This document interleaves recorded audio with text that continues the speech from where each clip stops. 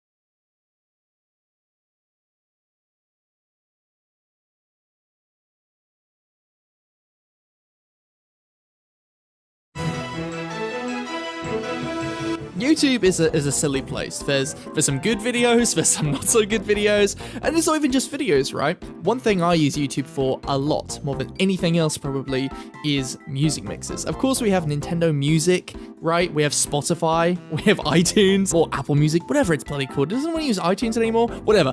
There are lots of official ways for you to like pay a subscription, or even you could use YouTube Music, right? Pay a subscription and you listen to some banging tunes whenever you want, make your own playlists, find other people's playlists. It's fine for the most part. I think like Nintendo Music obviously is one that needs a little bit more work, but overall, I don't really have a problem with Spotify or Nintendo Music or Apple Music or whatever else you use, right? SoundCloud maybe?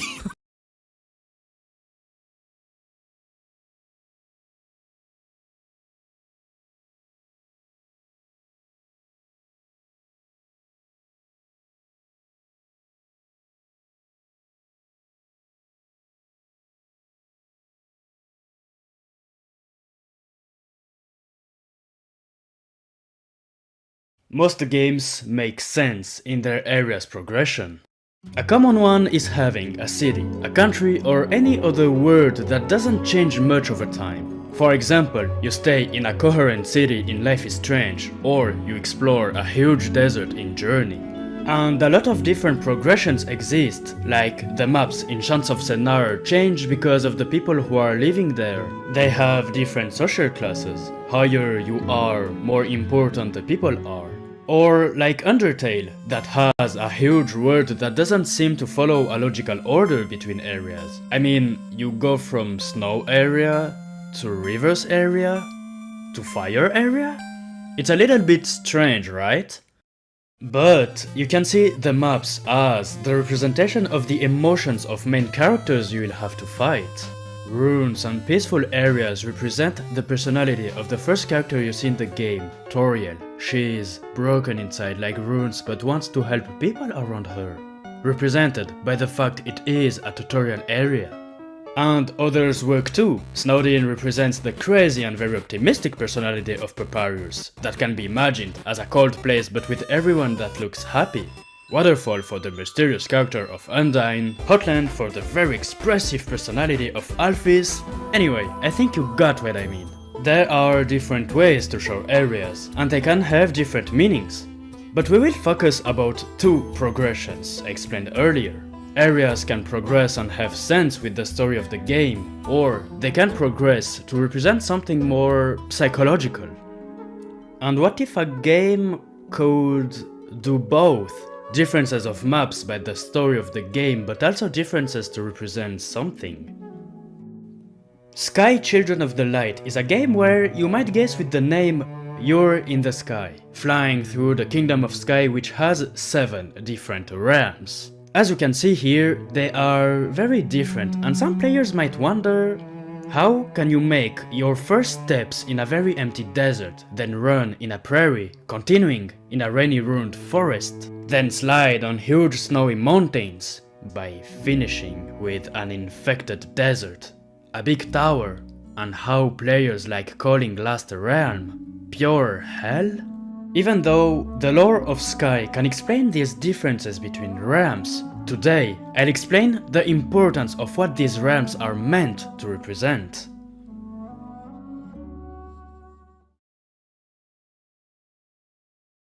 You are born. Probably one of the most beautiful things in our world. I won't say being a baby is hard or easy, it's confusing. Babies are curious. They wanna know things, anything. They're curious about everything, and the world seems so big to them. They are still so young, and they have no idea what will happen to them. The first realm of Sky, called Isle of Dawn, represents this version of life so well, a huge and mysterious desert. When you're in that desert, you feel like a newborn, having a lot of questions about this world, wondering what's next. And the emotes you can get in that realm, emotes from spirits in the game, are very basic. They represent the first actions you might know as a baby, pointing, asking someone to follow, or simply the no. And there are more representations in this realm. This realm has an elder. In the Sky world, an elder used to be a person who oversaw their people. The elder also has a representation which reflects the perspective of a baby looking at an adult. For them, everyone is simply very old. And the world of Sky, of course, doesn't end here. As a baby, you grow, and now you can begin your real journey.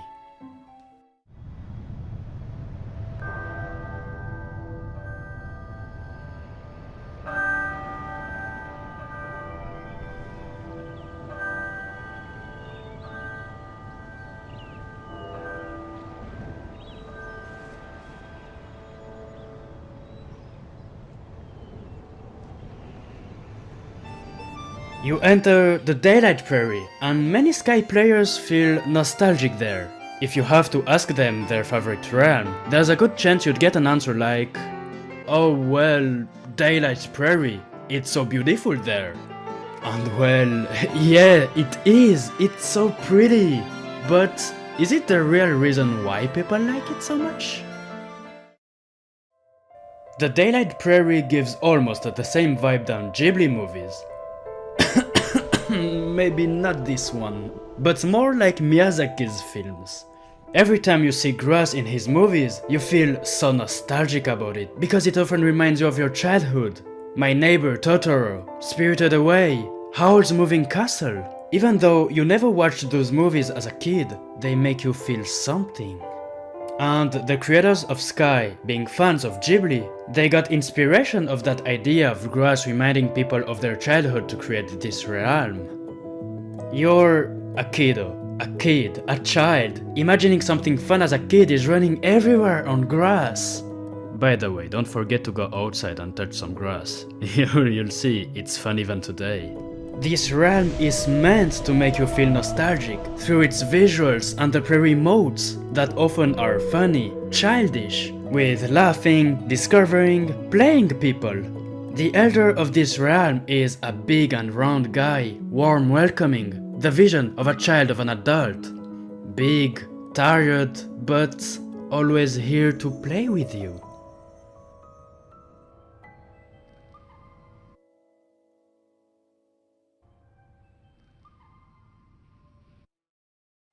But you grow, and very quickly your vision of life changes. The hidden forest is a place where you feel lost, something is off and everything feels kinda dark. Forest emotes are about sadness, little pain, but also first love. The hidden forest represents adolescence. The creators of Sky were not shy about using the word emo to describe this realm, a phase when you try to understand yourself, to understand who you really are. Hey Yui, can you explain what the elder of this realm is like? Adults are slightly more capable than you are, so this is like inspired by what we call a cool aunt. Cool. Yeah, Yui, you mean extremely beautiful. A lot of adolescents had or have crushes on adults because they seem more beautiful than young people. When you're an adolescent, you see adults as perfect, people more capable, more knowledgeable than you, represented by the cool forest elder. Also, in the hidden forest there is rain that takes off your light in game. It tells us that light is important, that you need to keep it safe. Like your life. Yes, being an adolescent is indeed a hard phase of life. Thinking about your reason to live with adults around that seem mean to you. But the rain is also something people find calming. It sounds good. Rain is bad, but it is good too. Adults are also here trying to help you. A beautiful paradox that reminds us, even though being an adolescent is hard, it's wonderful to still be young.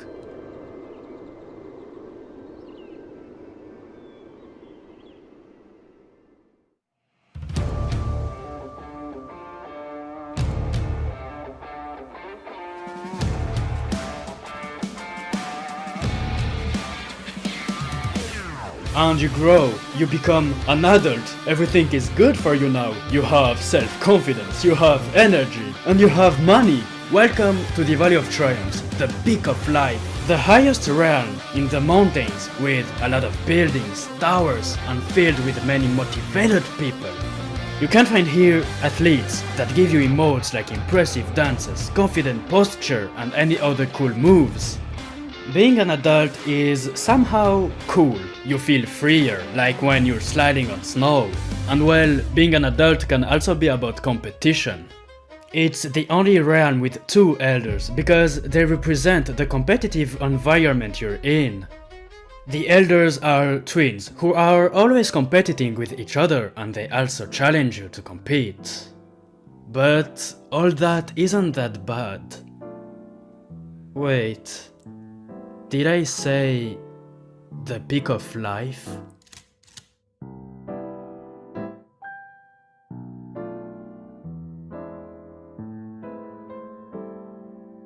When you ask someone about the different stages of life, you will often hear, yeah, baby, then kid, adolescent, adult, and old. Well, yes but actually, there is an in-between. In your 20s or even 30s, yeah, you're an adult and you have reasons to live. You have a lot of projects and you're full of energy. But then, the age of 40 hits. It hits because life reminds you it has an end. And after a certain age, you can't progress anymore. You just feel pain. Feel you are downgrading. Feel you have no energy like before. Feel you forget things more easily. You feel it. The midlife crisis, when depression can hit the hardest and when your only dream is to become young again. The Golden Wasteland is excellent to represent this. The broken buildings, the dark dragon that attack you, the poisonous water. All around you is dangerous, with its elder, a soldier who had great power and performance, but is now weak and in pain.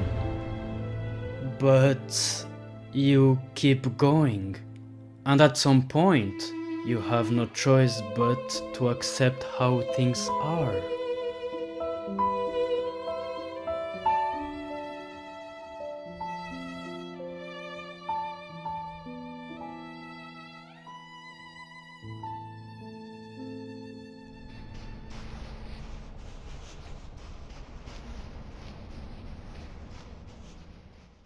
Now you are in the vault of knowledge. Accepting things is more peaceful, isn't it? In old age, you've seen a lot. You have knowledge about life. You feel better. And you have a reason to live. You can share your knowledge with the next generation, represented by its intellectual elder. Life has an end. Of course, being old is not just about the chill part. In the previous realms, you could have choices about your journey like you have choices in life. But at the end of your life, you have less possibilities. The Vault of Knowledge is a tower. There is only a single path. At the top, it's waiting for you.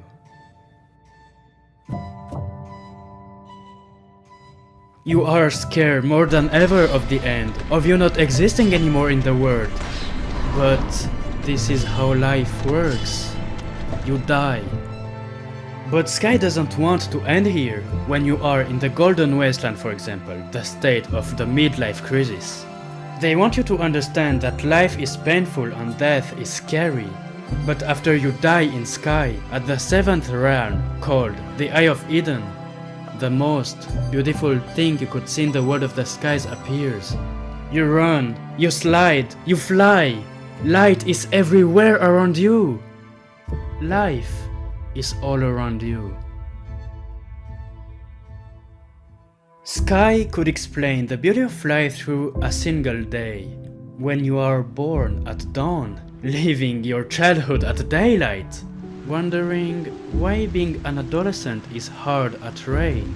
Getting maturity and being at the peak of your life at sunset. Being hit by the midlife crisis at dusk. Accepting getting old at night.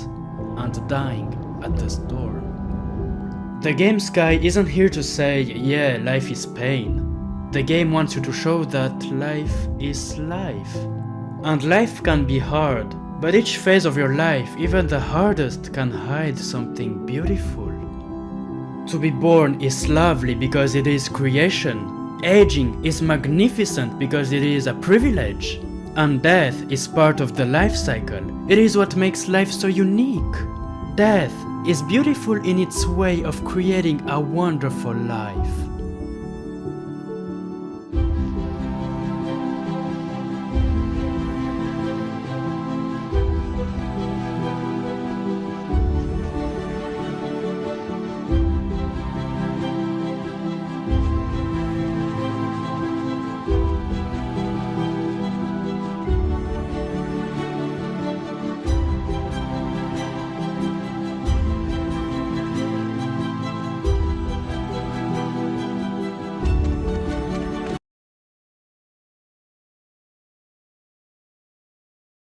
While browsing the web, if you come across a random Roblox download file that isn't from the official Roblox website, it could actually be filled with malware, keyloggers, viruses, or it might not even be Roblox.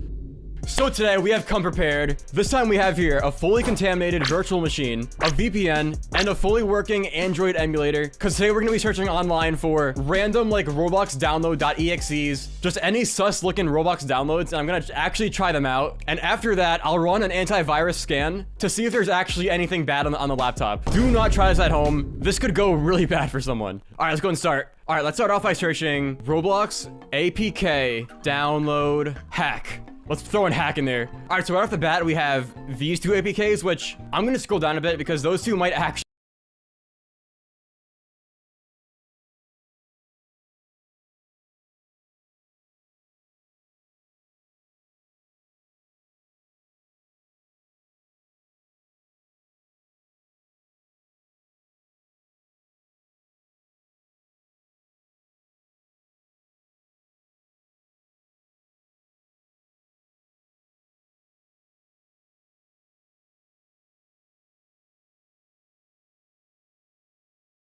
So imagine this, you wake up in your little home after a good night's rest, believing this will be the best day ever, until you found out that all your friends disappeared from the entire neighborhood. This is exactly what happened to our boy John, but of course, he's in denial.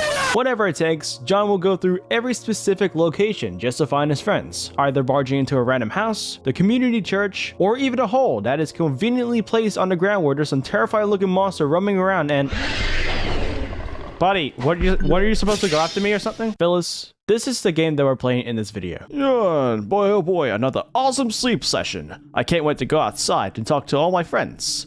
They must be waiting for me. Oh man, this looks pretty surreal. So Phyllis, welcome to As Above, So Below, a Roblox surreal horror game about finding our friends that have gone missing. Wowee, looks like a foggy day today. I don't see anyone. Maybe they're having a party at the church. Oh boy, I better hurry. Just gotta follow the path. This game is apparently inspired by other shitty games like Dead Space or Resident Evil. This game is basically just that, but with a surreal Roblox horror game style. I've been watching different kinds of content about surreal horror games, and you might would have guessed, yes, I watched Empresa. This guy is truly the GOAT, and you cannot deny it. There's a cross, so I guess this whole town is religious based on the amount of crosses there are in this neighborhood. Oh, how I love the atmosphere. It's so foggy outside. It's so classic. You know, my favorite times are like during like 4 a.m. or 5 a.m. the time when I wake up during winter times. I always love to just open my blinds and see what's happening outside. And what I see during winter is like the grass on the yard is like frozen while there's like fog and mist hovering above. I always love that certain feeling. I don't know what it's called, but it's very calming. I'm just looking around in town just to find a church that I'm supposed to be at based on my character's curiosity, you know? Would it be epic if I can leave the town? Boy oh boy, I can't wait to see my friends. Hope they're having lots of fun. Oh, keep hoping about that. I played the other surreal Roblox game, which is called Happy, and I think it's in the weirdest Roblox games video that I've uploaded. Here I am. I'm at the church, and I think I've slowed down a little bit. Weird. I'm not hearing any music.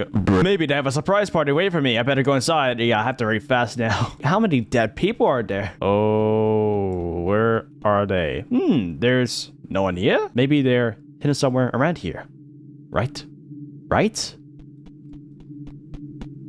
Sorry for that sudden ear rape. What's this? Looks like a big hole leading somewhere. Don't tell me. My friends must be in there waiting for me.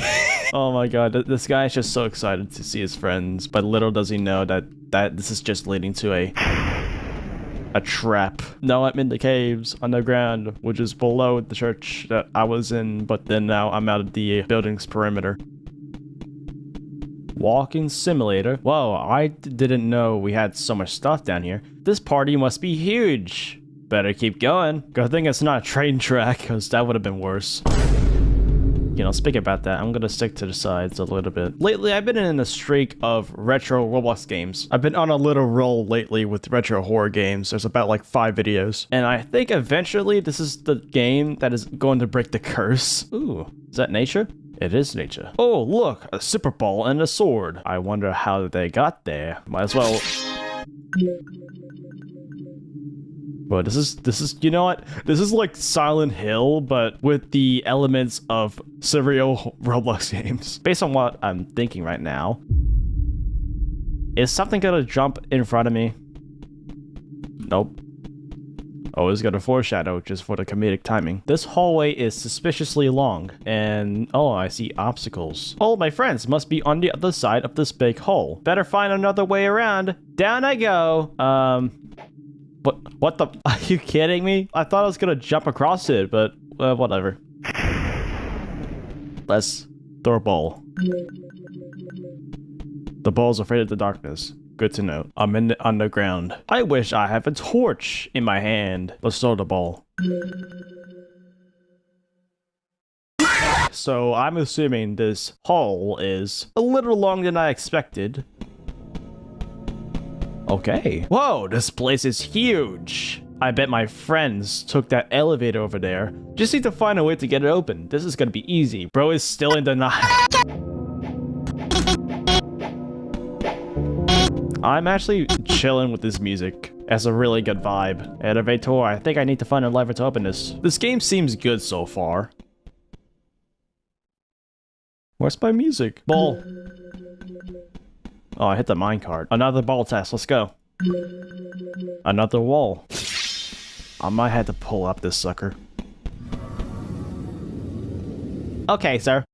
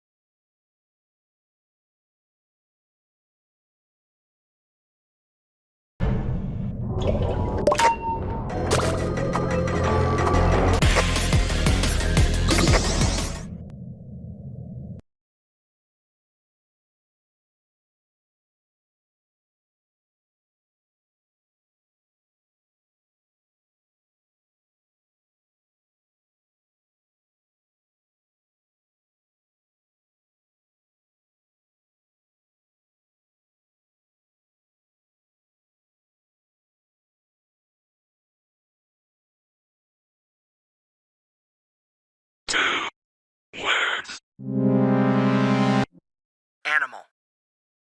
Pig of law. Petscop. I adore Petscop. It's one of my personal favorite unfiction series, practically a pioneer of its genre. There's a reason people say there will never be another Petscop, because to an extent, it's true. Some people have gotten close, but no cigar. I think people's fascination with Petscop is at least in part due to the way the story is told. It's easy to engage with what's available, because it's very ambient.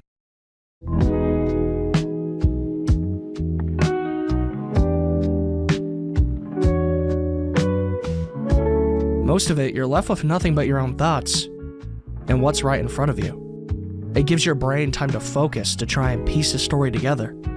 And the times you just simply can't. There's a friend waiting for you, in the form of the main character, Paul. You're never fully alone, even when you think you are.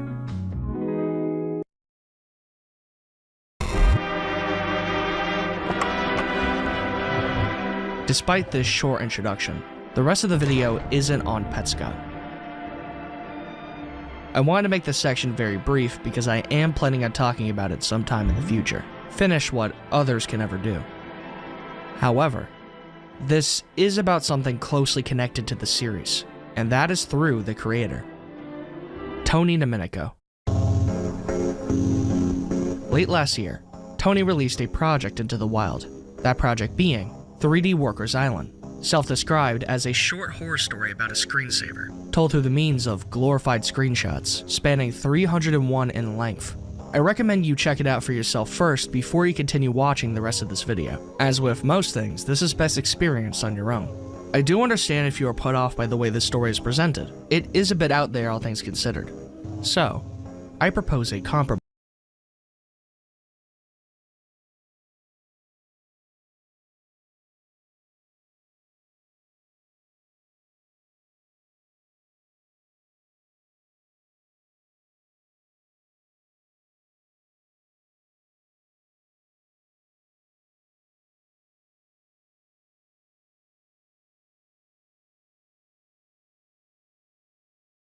Hope you don't mind, but could you tell me?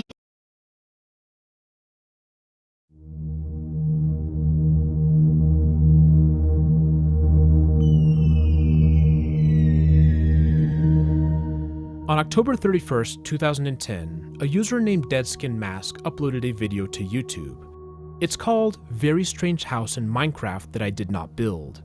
Let's watch the first few moments. Hey guys, what's going on? I have a little bit of a weird video here right now. Dead mentions that he created a nether portal near his base, using it to fast travel to another place in the overworld. When he exited, he stumbled across something odd, a sharp vertical cliff jutting out of the ground. It is 100% like flat over here, and there's even like you can see into caves. Dead approaches this cliff and mentions that he sees a structure sticking out from the top. Once I got over here, I saw in the distance right where my cursor is, there's like a little walkway made out of dirt, and there's torches on it. Caves are visible on the edges of the wall. Some of them are completely dark, an unnatural sight in the broad daylight. But one that Dead goes into is different. He enters to find that torches have already been placed. There's a cave right here that you can go into. And it is partially lit up by torches. There are other strange things as well, like water that won't fall down, suspended against an invisible barrier. Yeah, and look at the water, how it's not pouring in. Dead continues to retrace his steps, pillaring up to the top of the wall. and we begin to see anomalies that are much more unsettling. A set of stairs and then a house. I have never been over here before, and there's torches placed around. The inside of the dwelling is furnished with crafting tables, furnaces, and crops. Rows of chests are full of equipment. Furnaces have stone that has been smelted, waiting to be retrieved. The implication is undeniable. This is evidence of another person who is living here. Dead exits the other door to find even more stuff outside, such as a bizarre cobblestone structure with water pouring down into a pit. Wooden logs dot the surface, burning perpetually. Deadskin returns to the mine shaft in the house. While descending the ladder, he notes that the lighting of the torches looks strange. See that? How it gets like incredibly dark and then it fades to the lightest color over and over again. There's nothing to find down here, save for a vein of diamonds that are unmined. So Dead heads back up. As he finishes climbing the ladder, we see that it is now nighttime. Then something rather interesting happens.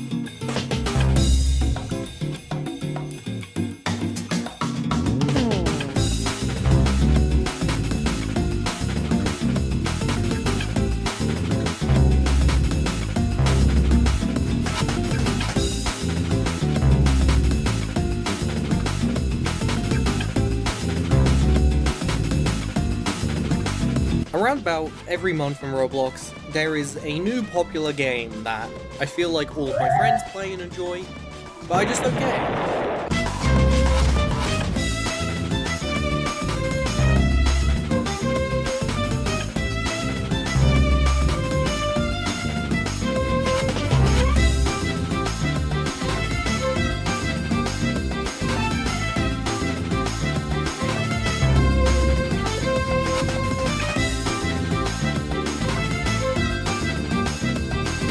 I try and play it, I try and enjoy it, and I just don't like the game. And you know, that's fine, but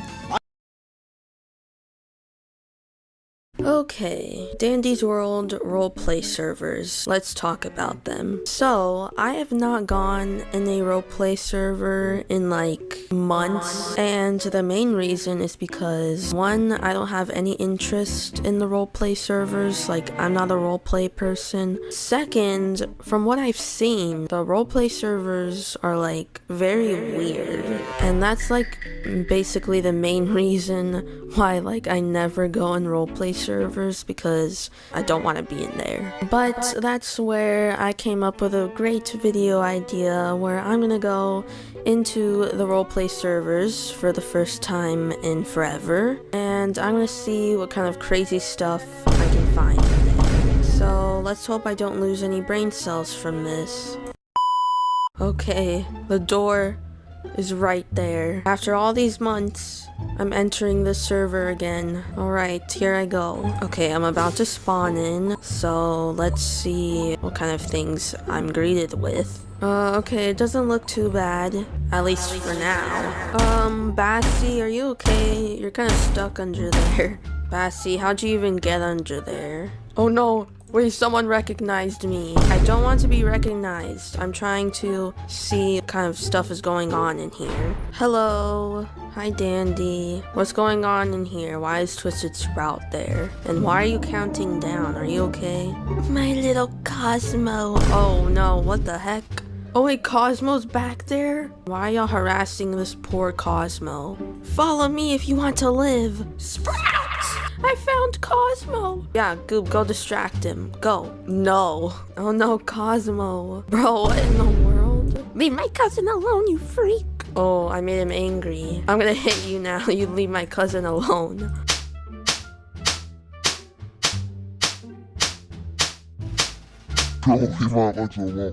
No.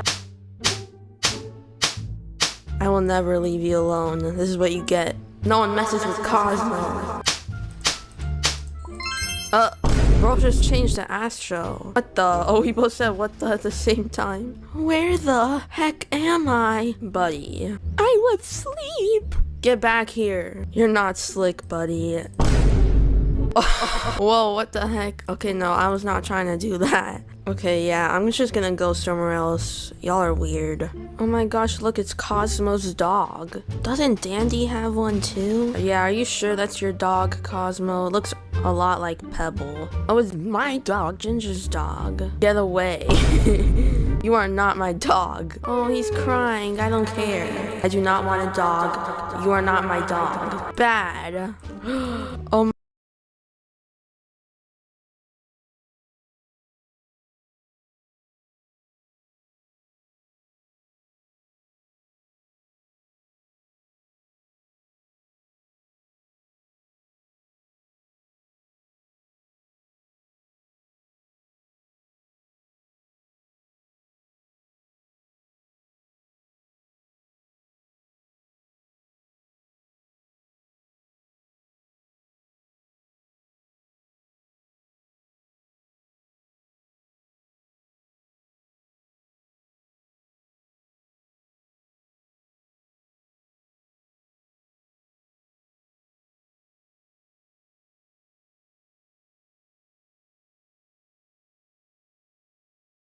I can't wait to see who the new Twisteds are. Get out of my way!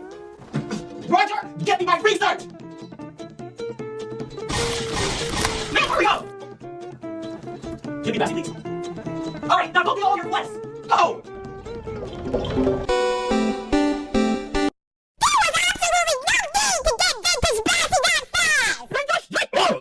I can't wait to see who the new Twisteds are. Get out of my way! Roger, get me my research!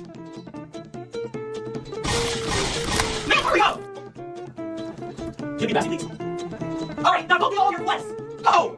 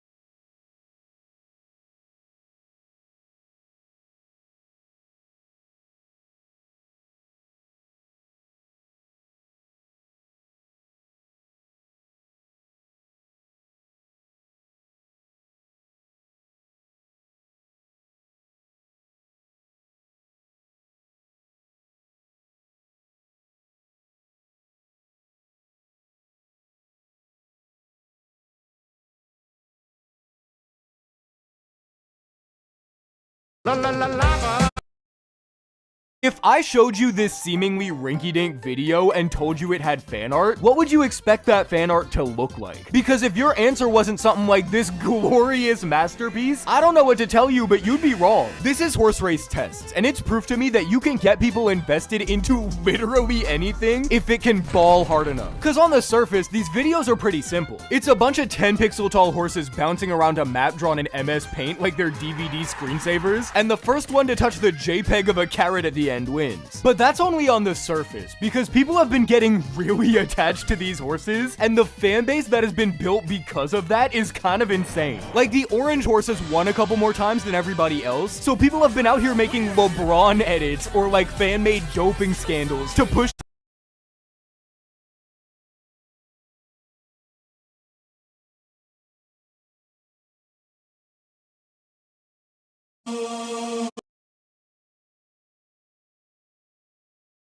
Cookie Run. What'd you do? I'm kind of into it.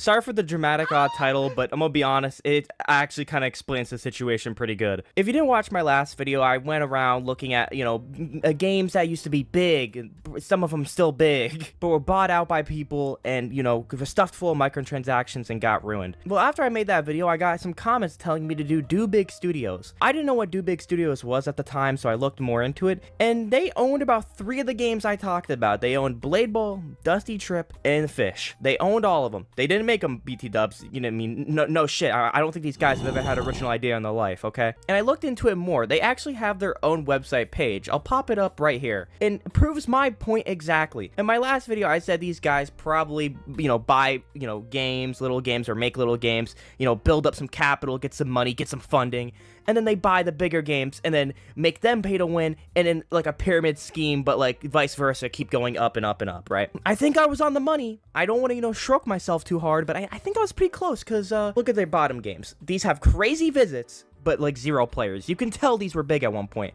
So they probably milked these for cash and kept going up and up and up until they got to the big fish. No pun intended, by the way. So they get so big to where they get to the corpos own our life level of big, right? And then they actually start buying good games because they want to make money. Like, look down here. I'm fine with them buying these stinkers. Like, these look like little games I would never play. But why do you have to buy actual decent popular games? And the weirdest thing with all these games is they're all owned by Do Big, right?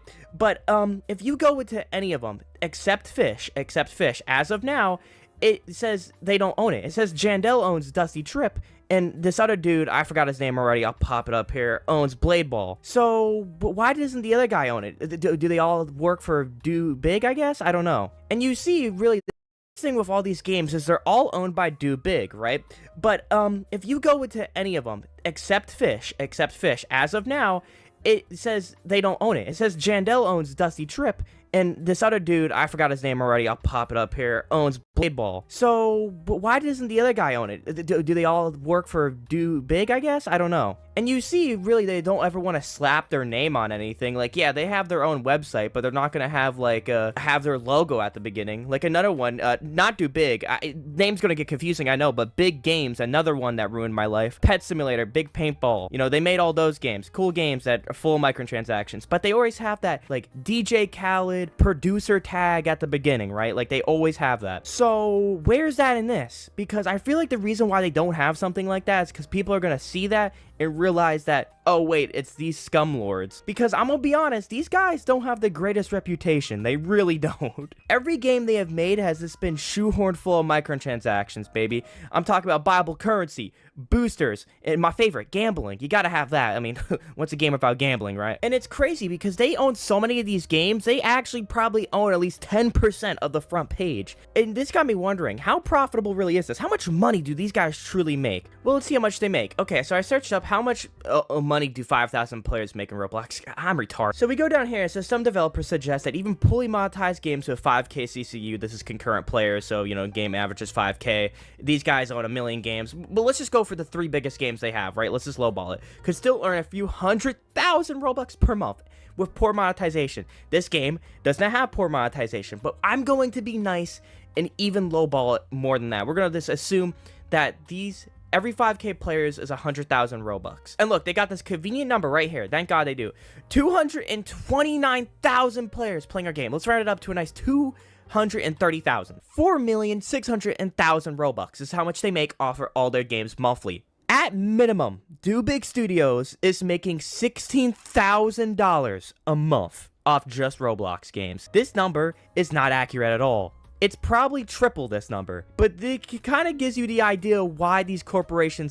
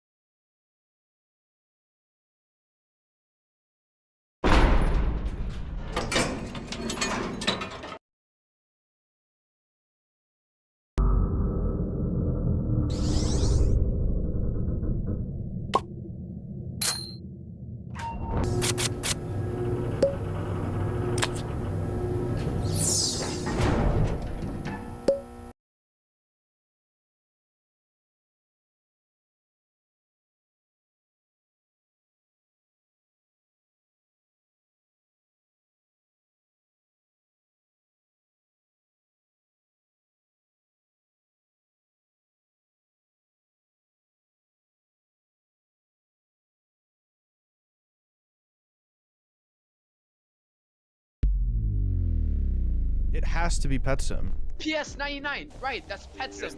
Pet Simulator. It has to be Pet Sim, dude. What is this? What do I do here? It's so bright. It is so bright. Dude, what am I looking for in this room? What is this gold room? What do I do? What do I do in this room? I'm like literally We've been here for 2 hours, chat. This is Preston making the worst event I've ever played in my entire life. This is the most horrible thing I've ever played. It is so uncontested, dude. There's no feedback. How do you know which one's working? Are you kidding me? Are you kidding me, Preston? Never in my life have I seen an event this poorly made. It's been 3 hours. Almost exactly 1 year ago, Roblox began their newest batch of platform-wide events with The Hunt First Edition. From around 2018 up until The Hunt released, players had been begging Roblox to bring back platform-wide events that weren't sponsored garbage. And while it took a while, they actually listened. Kind of. To say that The Hunt First Edition had a mixed reception is an understatement. This was the first time since Egg Hunt 2020 that Roblox had used this format for events, the format in question being dev hunts. And let's just say that Egg Hunt 2020 was, well, not well received. The Hunt First Edition had 100 games, each with a single challenge that you must complete in order to earn the token from that game. This proved to be extremely overwhelming, not only for the developers who had to rush out a quick and easy challenge, but for players as well, because 100 games is a lot of games. However, the Hunt First Edition was an overall success and had been received better than Egg Hunt 2020. So Roblox cracked their knuckles and decided to replicate the exact same format 4 more times in the same year. The Classic, the Games, the Haunt, and the Winter Spotlight all featured this dev hunt format, and each one was received differently on a scale from horrible garbage to actually interesting and fun event. If I had to pick a personal favorite out of these events, I would probably have to go with the Classic, not just because the aesthetic was on point, but because the balance between the number of games and number of objectives was decent. Despite future dev hunts like the Haunt being complete train wrecks and not even using the dev hunt mechanic, Roblox stuck to this format, and by God, were they going to perfect it. Which brings us to the Hunt Mega Edition, and I can confidently say with 100% certainty that this is the single most insane Roblox event ever put on. More insane than Ready Player One, and definitely more insane than Egg Hunt 2018. First of all, 25 games sits in that sweet spot between the scale of the Classic and the scale of the games. 25 games means 25 tokens, plus one you get for free at the start of the event. However, this is where the Hunt Mega Edition breaks away from the traditional dev hunt formula and actually creates something completely unique. While they could have chosen the easy route, phoning it in like they had so many times before, Roblox instead decided to pull a complete 180 and introduce a brand new layer of complexity to the hunt: mega tokens. On top of each of the 25 games having a regular token to complete, every game also had hidden mega tokens that were obtained by doing a myriad of different secret challenges. And unlike the regular tokens, the mega tokens had to be completed in a specific order, moving from game to game, finding each one to unlock the next. And let me tell you, those mega tokens were brutal to figure out. Take my hand. Many of which taking several hours to collect. I'll go over some high and low lights when it comes to mega tokens later in this video, but for now, just know that this is the mechanic that made the Hunt Mega Edition so cool. Oh, and did I forget to mention that the grand prize for first place is $1 million? That's right, as of writing this video, the 10 people who completed the hunt the fastest are going to be flown out to Roblox headquarters to duke it out for $1 million.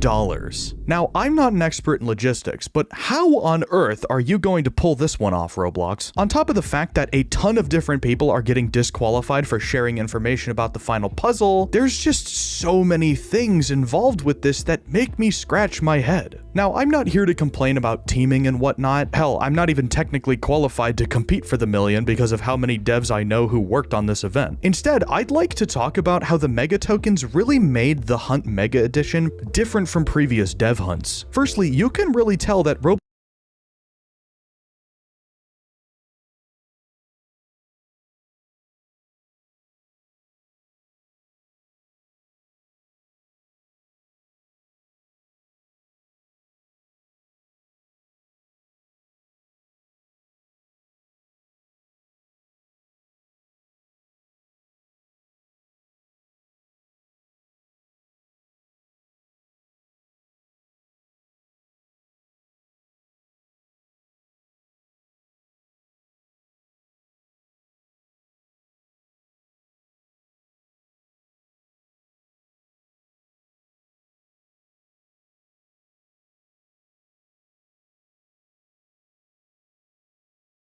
let the developers run wild with how they implemented their mega tokens. Games like Pressure and Untitled Tag Game absolutely stole the show with the level of creativity and effort put into their respective mega tokens. Even games that everyone thought were going to be trash like Fish and Drive World, while tedious, weren't actually that terrible. Really, the only bad mega tokens in the event were Clip It, because they put zero effort into getting it and even had a mega token button in the GUI, and Infection Gunfight, whose event was so bad that their Discord server got raided. Oh, and don't even get me started on Pet Simulator. The Mega Edition was split into 5 different stages, each with 3, 4, 5, 6, and 7 mega tokens to collect respectively. I really like this format. It gives you a real sense of progression when you find a new mega token. Each zone was locked behind a puzzle that you had to complete, in which the difficulty dropped from expert to easy after several hours, and while I genuinely hate block sliding puzzles with my entire being, I would be lying if I said it wasn't satisfying to solve them. On top of that, if you were fast enough, you were able to get into the next zone early, which means you got to see the hints for the next batch of mega tokens early.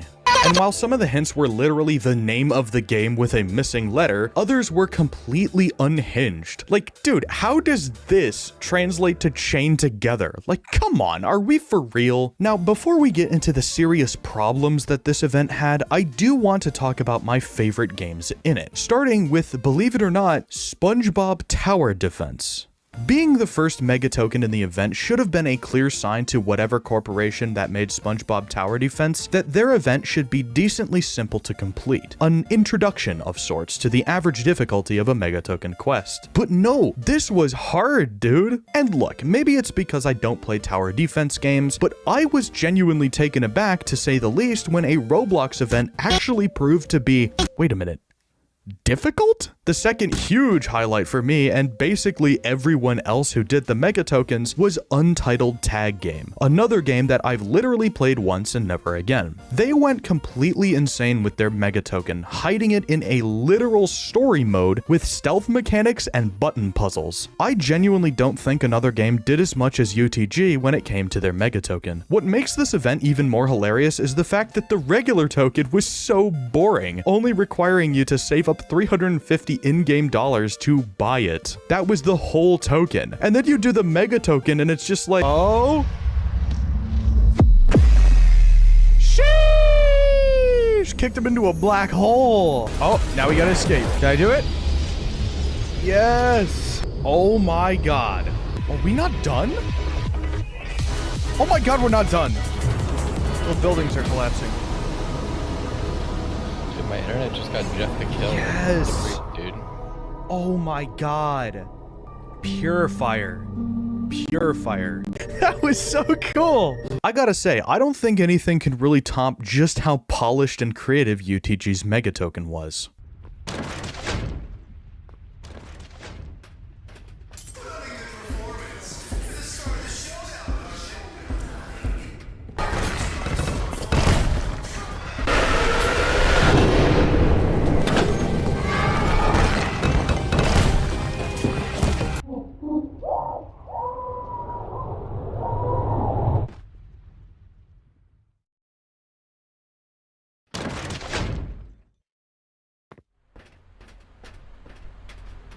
Okay, I might have lied. One game could definitely top UTG's level of creativity, and that is, of course, Pressure. Not only was this the mega token with the most amount of raw setup, it was also one of, if not the most mechanically challenging tokens in the entire event. Making your way through an under construction portion of the Hadal Black site while avoiding the most swag version of Weeping Angels I've ever seen was actually hard. And that was just for the regular token. To show you how complex the mega token was for this, I'll just explain it step by step so you can see the insanity of it.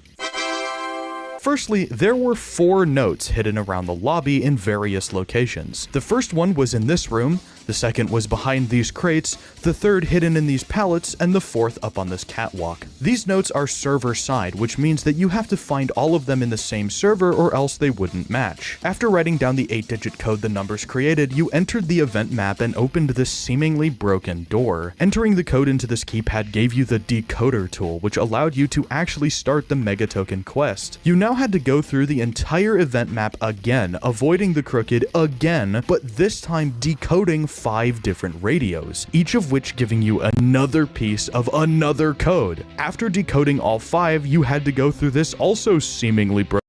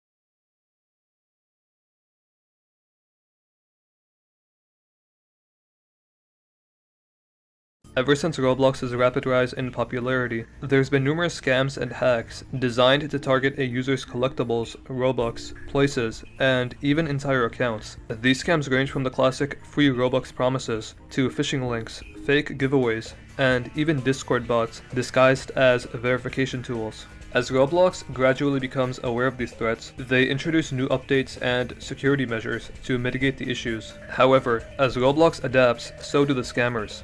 Roblox scammers are pretty persistent, and if Roblox ever stops their operation, they just evolve their tactics to stay one step ahead and continue stealing from unsuspecting players. The most recent of these scams operate under various different groups, which are inhabited by decoy accounts. Said decoy accounts send unsuspecting players friend requests, ask if they can make a shoulder pet based on their avatar, and then trick them into executing a JavaScript code, which gives the hackers full access to the victim's entire account. Furthermore, these scammers have various different fake